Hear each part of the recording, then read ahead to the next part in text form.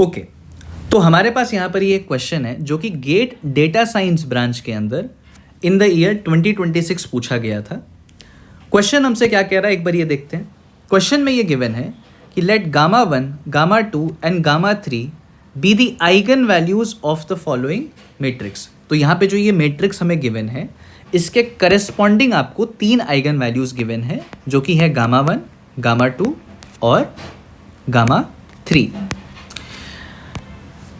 जहाँ पे हमें ये गिवन है कि जो t है वो बिलोंग करता है -180 डिग्रीज टू 180 डिग्रीज।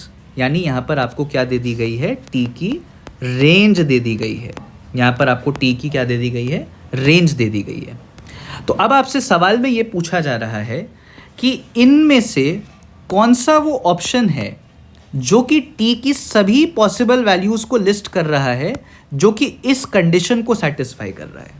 क्या कंडीशन गिवन है, gamma 1 plus gamma 2 plus gamma 3 is equal to 1 plus √2। तो कैसे सवाल को सॉल्व करेंगे? तो सवाल को चालू करने से पहले क्या करते हैं ना, एक बार इस मैट्रिक्स को हम नीचे लिस्ट कर देते हैं या लिख देते हैं। तो मैट्रिक्स यहाँ पर क्या गिवन है आपको, मैट्रिक्स यहाँ पे आपको गिवन है 1 0 0 0 0 cos t sin t minus sine t और कॉस टी। तो यहाँ पर आपको क्या गिवन है, यहाँ पर आपको एक 3 ऑर्डर का स्क्वायर मैट्रिक्स गिवन है, जिसके करस्पॉन्डिंग 3 आइगन वैल्यूज हैं, गामा 1, गामा 2 और गामा 3। ठीक बात है। अच्छा, आपको ये गिवन है क्वेश्चन में कि अगर gamma 1 plus gamma 2 plus gamma 3 1 plus √2 के बराबर है, तो टी की सभी वैल्यूज आपको बतानी है। हमें टी की रेंज भी दी हुई थी, तो टी की रेंज थी -π से π के अंदर। तो अब देखते हैं सवाल को कैसे सॉल्व करेंगे। पहली बात तो आपको यहाँ पर कुछ चीज़ें नज़र आ रही होंगी। ये जो gamma 1 plus gamma 2 plus gamma 3 है, क्या मैं ये कह सकता हूँ कि ये मेरा सम ऑफ आइगन वैल्यूज़ है? This is my sum of eigen values. और सम ऑफ आइगन वैल्यूज़ की मुझे एक प्रॉपर्टी ये पता है कि सम ऑफ आइगन वैल्यूज़ जो होता है, gamma 1 plus gamma 2 plus gamma 3, यानी जो सम ऑफ आइगन वैल्यूज़ है, ये किसके बराबर होता है? ये बराबर होता है सम ऑफ प्रिंसिपल डायगोनल एलिमेंट्स के। प्रिंसिपल डायगोनल एलिमेंट्स हमारे ये हैं। तो ये जो gamma 1 plus gamma 2 plus gamma 3 है, ये किसके बराबर होगा? ये जो प्रिंसिपल डायगोनल के एलिमेंट्स हैं, इनके सम के बराबर होगा। तो मैं यहाँ से ये कह सकता हूँ कि gamma 1 plus gamma 2 plus gamma 3 is equal to sum of principal diagonal elements, मतलब आ जाएगा 1 plus cos T plus cos T. तो cos T plus cos T का मतलब क्या हो जाएगा, 2 कॉस टी। और क्वेश्चन में आपको ये गिवन है, according to question sum of eigen values इसके बराबर है। तो मैं इसको अगर 1 कह दूं और इसको अगर 2 कह दूं, तो 1 को मैं इक्वेट कर सकता हूं 2 से, क्योंकि 1 जो है वो भी आपकी सम ऑफ आइगन वैल्यूज को रिप्रेजेंट कर रहा है, और जो 2 है वो हमने प्रॉपर्टी ऑफ आइगन वैल्यूज के थ्रू निकाल लिया है कि किसके बराबर होगा। तो 1 को अगर मैं 2 से इक्वेट करता हूं, तो मुझे यहां दिखेगा 1 plus √2 is equal to 1 plus 2 cos T.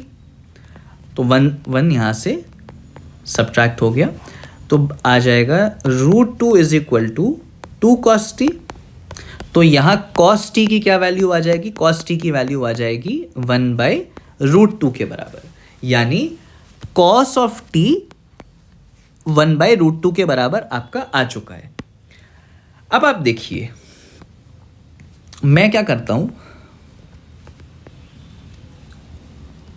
Cos T का ग्राफ बना लेता हूं, क्योंकि मुझे अब क्या पता करना है, मुझे वो एंगल पता करना है जिसका अगर मैं कॉस लूं तो वो 1/√2 के बराबर हो। तो एक एंगल तो आप शायद देखते ही कह सकते हैं कि भाई जो 45 डिग्री होती है, यानी जो π/4 होता है, इसके करस्पॉन्डिंग 1/√2 होता है। लेकिन क्या ये इकलौता एंगल होता है? तो वो हमें देखना पड़ेगा, हमें ये चेक करना पड़ेगा। बेस्ट वे क्या है, हम ना कॉस टी का ग्राफ बना लेते हैं। तो कॉस टी का ग्राफ आपको अगर पता हो तो x, मतलब यहाँ x तो नहीं है, यहाँ हम t ले लेते हैं इसको, तो ये t वर्सेस cos t का ग्राफ हो जाएगा। तो जब t 0 डिग्री होगा तो कॉस टी की क्या वैल्यू होगी, तो कॉस 0 होता है 1 के बराबर। और आपको पता होगा कि जब t π/2 हो जाएगा, यानी कॉस ऑफ 90 डिग्री जब होगा, तो वो क्या होता है, वो 0 के बराबर होता है। तो कॉस का कर्व जो है ना वो कुछ ऐसा बनता है जहां पे ये पाई होता है। तो ये पाई जो है इसके करस्पॉन्डिंग कॉस टी की वैल्यू हो जाएगी -1। और ये ऐसा ही ग्राफ इधर की तरफ भी मैं बना सकता हूँ, तो ये -π होगा, -π बेबी -1 होगा। तो यहाँ आपको ये दिख रहा है कि कॉस का ग्राफ मैंने ड्रॉ कर लिया है -π और पाई के बीच में, मतलब t जब -π और पाई के बीच में है तो मैंने ये कॉस का ग्राफ बनाया। मैंने बाकी पोर्शन इसीलिए नहीं बनाया क्योंकि मुझे ज़रूरत नहीं है। अगर मुझे रेंज ऑफ t इतनी ही दे रखी है तो मुझे इसी के बीच चेक करना है। अब मुझे ये देखना है कि कॉस ऑफ t 1/√2 कब होगा। तो मैं क्या करता हूँ, मैं y = 1/√2 को बना लेता हूँ। y = 1/√2 क्या होगी, y = 1/√2 एक हॉरिजॉन्टल लाइन होगी। तो मैंने y = 1/√2 बना दिया। ये क्या रिप्रेजेंट कर रहा है, ये मेरा रिप्रेजेंट कर रहा है y = 1/√2।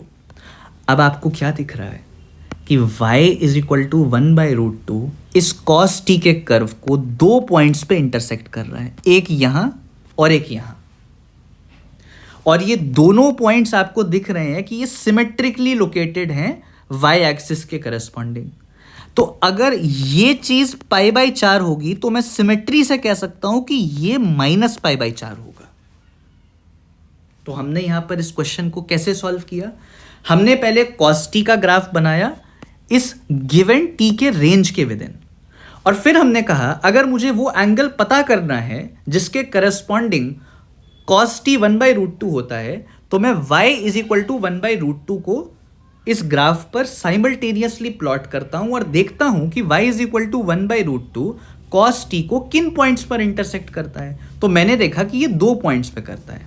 अब एक पॉइंट तो मुझे पता है, एक पॉइंट तो ये है, और ये पॉइंट के करस्पॉन्डिंग जो x यानी जो t की वैल्यू होगी दैट वुड बी π/4, और जो दूसरी t की वैल्यू होगी जिसके करस्पॉन्डिंग cos t 1/√2 होगा वो सिमेट्री से मैंने बता दिया -π/4 होगी। और आप इसको चेक भी कर सकते हैं, आपको ये पता होगा कि cos of -x cos x होता है, तो cos ऑफ -π/4 जो है ये भी तो cos ऑफ π/4 के बराबर होगा, यानी ये 1/√2 के बराबर होगा। तो हमने यहाँ पर ग्राफिकल मेथड से ये पता कर लिया कि t की 2 वैल्यूज ही पॉसिबल हैं, विच इज -π/4 एंड π/4। तो ये t की 2 वैल्यूज जो हैं इसके करस्पॉन्डिंग cos t 1/√2 होता है। तो जो गिवन ऑप्शंस हैं उसमें आपको ऑप्शन नंबर C आंसर